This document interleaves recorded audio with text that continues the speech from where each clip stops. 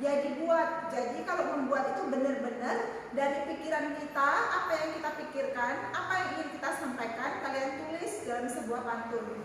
Dan membuat itu bukan menyalin. Jadi kalau misalnya minta kalian untuk, nah buatlah pantun, tolong dibuat, jangan menyalin. Karena ketika kalian menyalin pantun orang lain dan misalnya nilai, yang misalnya nilai itu adalah pantun orang jadinya, bukan pantun kalian. Ingat ya nak, kalau ingin melisankan pantun hasil karya pribadi, ingat hasil karya pribadi itu adalah hasil kerja keras kamu atau hasil karya kamu sendiri. Oke.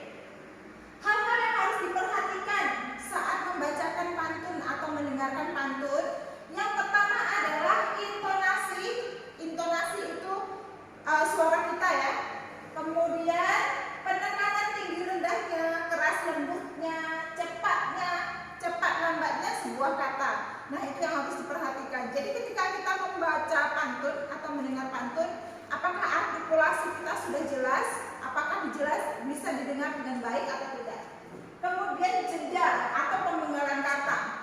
Dari kata ke kata itu harus ada jarak yang tepat.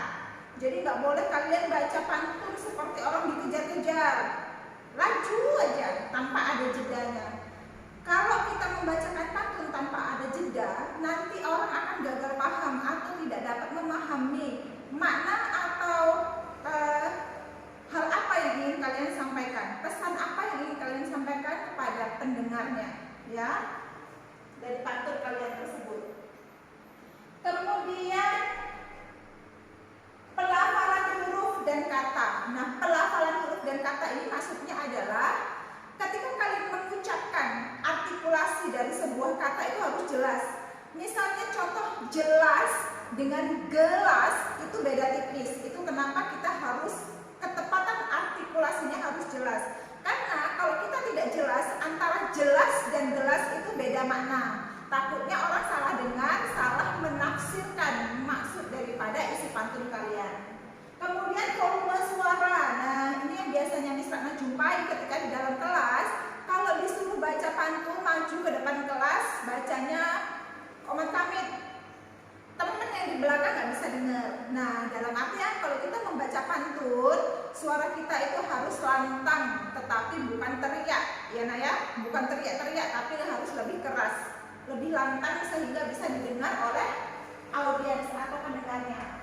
Nah kemudian yang F, berbalas pantun dengan lafal, intonasi yang tepat. Nah biasanya ada pantun yang berbalas-balasan. Dalam artian biasanya kita bisa temui di orang hajatan dalam pernikahan ya. Mereka akan ada acara berbalas pantunnya biasanya.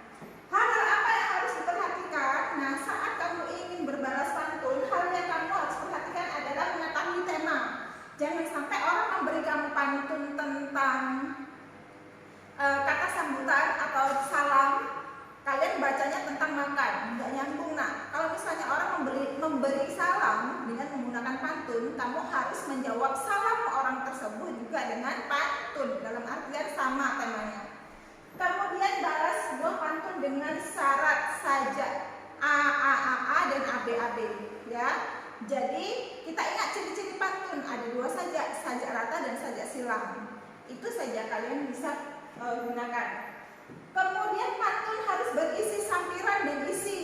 Jadi kita harus ingat lagi ciri-ciri pantun. Pantun itu terdiri dari 4 baris. Baris pertama, kedua itu sampiran, baris ketiga, keempat itu adalah isi. Jadi dia harus 4 baris baru bisa disebut dengan 1 bait pantun. Kalau 3 baris nih belum.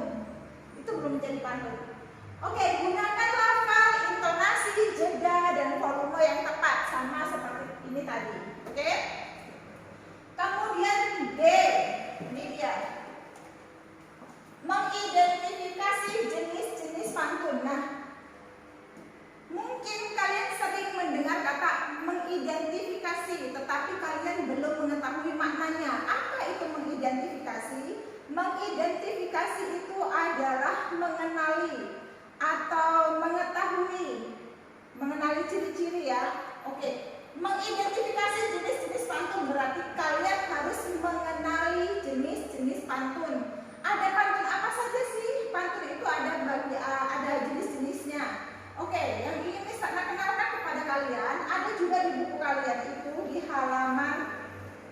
93. Oke, pantun nasihat. Nah, pantun nasihat itu tentang apa, Miss? Kalau pantun nasihat itu biasanya pantun nasihat dari orang tua kepada anaknya untuk melakukan suatu kebaikan atau melakukan hal yang benar. Biasanya amanatnya berisi tentang itu. Kemudian kalau pantun jenaka, Miss. Nah, kalau pantun jenaka ini biasanya berisi tentang candaan yang membuat orang menjadi ketawa atau terhibur dengan pantun tersebut, ya. Oke, kemudian pantun teka-teki. Pantun teka-teki itu apa, Miss? Nah, pantun tebak-tebakan dengan temannya. Misalnya contohnya ada di halaman 93, mulut manis hati nan baik, itulah amal turun-temurun. Benda apa yang akan naik jika hujan sedang turun? Nah, nanti kawannya membalasnya juga dengan menggunakan pantun seperti itu. Kemudian yang D, pantun agama. Nah, pantun agama ini apa? Pantun agama itu berisi tentang ajaran-ajaran agama yang diajarkan oleh agama kita masing-masing.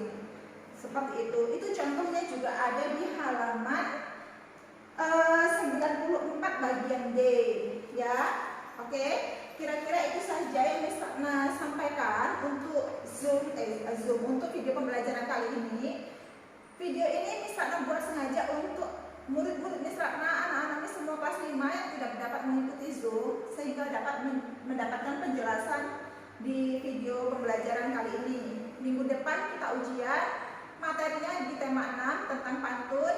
Oke, dipelajari. Selamat belajar dan good luck nanti untuk ujiannya. Oke, thank you. Bye-bye.